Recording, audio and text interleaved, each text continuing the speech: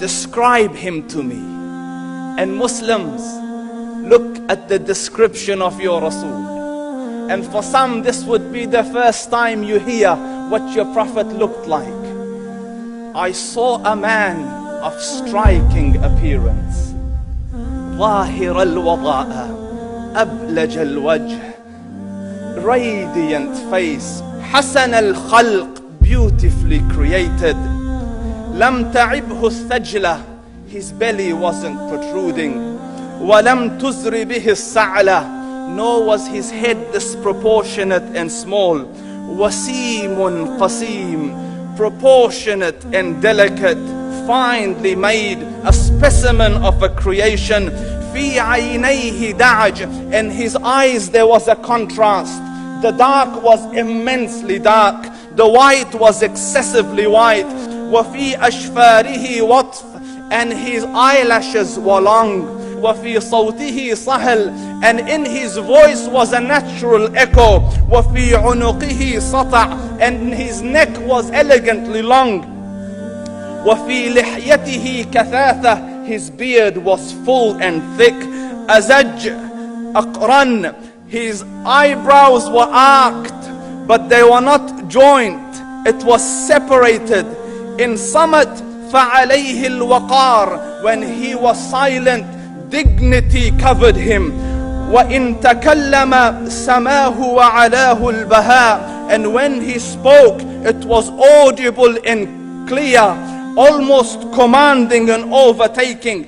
أَجْمَلَ النَّاسِ وَأَبْهَاهُمْ مِنْ بَعِيدٍ, from afar the most striking and outstanding in appearance. وَأَحْسَنُهُمْ وَأَجْمَلُهُمْ مِنْ قَرِيبٍ, and when he came near, the best of them and the most handsome of them in closeness. حُلْوُ الْمَنْطِقِ, such an exalted and sweet level of logic. Like when he used to speak, it was so coherently logical, it was smooth and easy to understand. فَصْلٌ لَا نَزْرٌ وَلَا هَذْرٌ, he was to the point, not excessive, nor too short. كَأَنَّ مَنْطِقَهُ خَرَزَاتُ نَظْمٍ يَتَحَدَّرْنَ, his logic, his utterances, his words were like jewels coming out of a necklace, calculated, polished, one after the other, it would flow magically. رَبْعَةٌ, he was medium in height.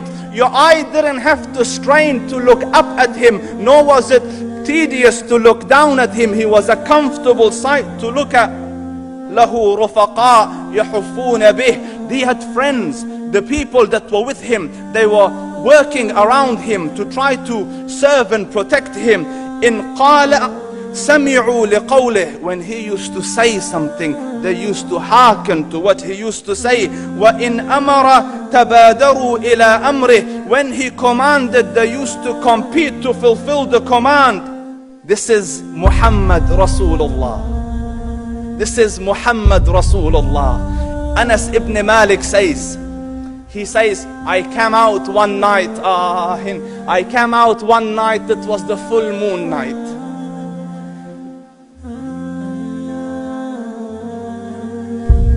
And I looked at the moon, and in the desert, understand, the moon is an awesome sight. It is smooth, it is radiant, it is clear, it is gentle compared to the scorching sun at which they are used to. So the moon was the epitome of beauty. So he says, I came out at a full moon night and I looked at the moon and I saw it beautiful, handsome. So I said, let me go see if the moon is more handsome or my Prophet is more handsome. Let me see if that is more beautiful or the Prophet is more beautiful. So I went and I saw him standing afar. So I looked at his face and I looked at the moon, and I looked at his face, and I looked at the moon, and I looked at his face, and I looked at the moon, and he said, Wallahi, he was more handsome than the moon in its entirety. That is just the look of your Rasul.